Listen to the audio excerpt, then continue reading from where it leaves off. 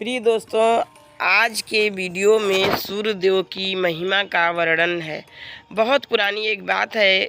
एक बूढ़ी औरत और सूर्यदेव की सच्ची श्रद्धा से भक्ति करती थी और सूर्यदेव की भक्ति में पूरी तरह से लीन रहती थी। वह हर रविवार को सुबह स्नान कर घर के आंगन को गोबर से अच्छी तरह लिपाई करके सूर्यदेव की पूजा करती थी। फिर सूर्यदेव के लिए व्रत रखकर शाम को उन्हें भोग लगाने के बाद भोजन करती थी। सूर्यदेव से काफ़ी प्रसन्न थे और भगवान की कृपा से उस बूढ़ी औरत को किसी तरह की परेशानी नहीं होती थी।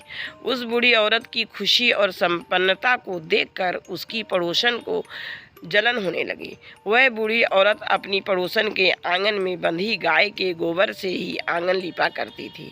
पड़ोसन ने जलन के कारण उस गाय को आंगन की जगह घर के भीतर बांधना शुरू कर दिया।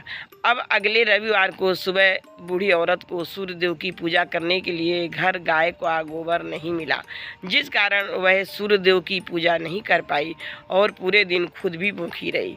रात में सूर्यदेव उस वृद्ध महिला के सपने में आए और उससे पूजा न करने और भोग न लगाने का कारण पूछा। उत्तर में बुढ़िया ने कहा कि आज मुझे गोबर नहीं मिला है, घर के आंगन को लिपने के लिए गोबर नहीं था, इसलिए पूजा नहीं कर पाई, इसलिए भोग भी नहीं चढ़ाया। बूढ़ी महिला की बातें सुनकर सूर्यदेव उनसे कहते हैं कि मैं तुम्हारी भक्ति से प्रसन्न हूँ, इसलिए मैं तुम्हें एक गाय दे रहा हूँ, वह तुम्हारे घर को धन से भर देगी। यह कहते ही सूर्यदेव उसके सपने से चले गए। अगली सुबह जब बूढ़ी औरत की आंखें खुलती हैं तब वह देखती है कि घर उसके आंगन में एक सुंदर गाय और बछड़ा बंधा हुआ है। यह सब देखकर वह हैरान हो गई। उसे सपने की कोई बात याद नहीं थी। इसे उसने सूर्यदेव की कृपा समझा और गाय को चारा देने लगी। बुढ़िया के आंगन में सुंदर गाय और बछड़े को देखकर पड़ोसन की जलन बढ़ गई।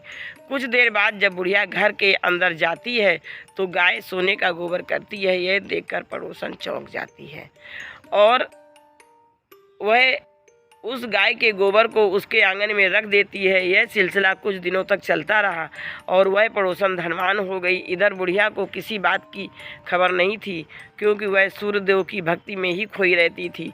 उधर सूर्यदेव को उस महिला की हरकतों पर काफ़ी गुस्सा आता है। उनके गुस्से के कारण धूप काफ़ी बढ़ जाती है, जिस कारण बुढ़िया गाय और उसके बछड़े को घर के अंदर बांध देती है। उसी रात आंधी चलने लगती है, इसलिए वह गाय और बछड़े को आंगन में नहीं निकालती। रात भर गाय घर के अंदर ही बंधी रही। सुबह जैसे ही बुढ़िया की नींद खुलती है तो वह सोने का गोबर देखकर हैरान हो जाती है। उस दिन के बाद से रोजाना वह गाय को घर के अंदर ही बांधने लगी। गाय के सोने के गोबर से बुढ़िया धनवान हो गई, जिसे देखकर पड़ोसन को और जलन होने लगी।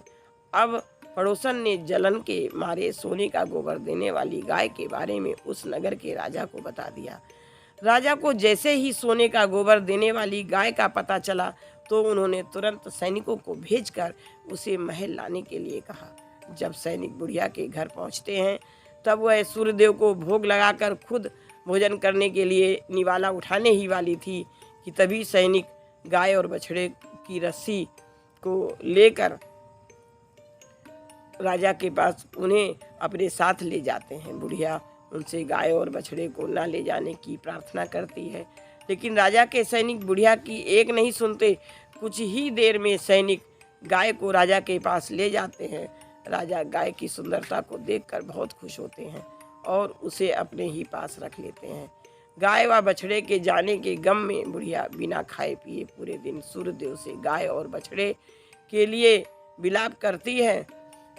इधर दूसरे दिन सुबह राजा सोने का गोबर देखकर हैरान हो जाते हैं। उधर बुढ़िया भूखी प्यासी सूर्यदेव की प्रार्थना में लगी रहती है। बुढ़िया की तकलीफ देखकर सूर्यदेव अगली रात राजा के सपने में आकर कहते हैं कि अगर तुमने इस गाय और उसके बछड़े को नहीं लौटाया तो तुम्हारे राज्य पर संकट आ जाएगा, तुम्हारी धन संपत्ति सब नष्ट हो जाएगी, सूर्यदेव की ऐसी बात सपने में सुनकर राजा की नींद टूट जाती है।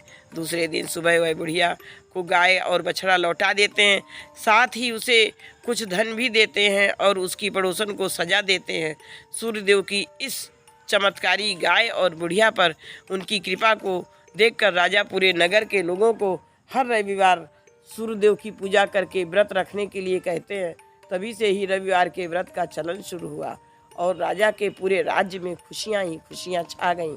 कहानी से सीख, दूसरों के प्रति द्वेष भाव रखने से खुद की ही हानि होती है।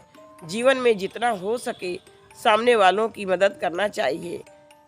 दोस्तों, तो सूर्यदेव की महिमा इस तरह हम लोगों ने देखी और इसी तरह से सूर्यदेव की जो महत्व है, महिमा है, भगवान राम ने भी रामेश्वरम में जब शिव जी की स्थापना की थी तो और वहीं पर उन्होंने 3 बार सूर्यदेव के जो मंत्र है उनका पाठ किया था, उनके स्तोत्र का पाठ किया था और उन्होंने रावण से विजय हासिल की थी। इस प्रकार सूर्यदेव की हमारे जीवन में बहुत महिमा है। सूर्यदेव हमारे प्रथम ग्रह हैं और इस तरह से अब नेक्स्ट वीडियो में अच्छी कहानी के साथ आप लोगों से मिलते हैं।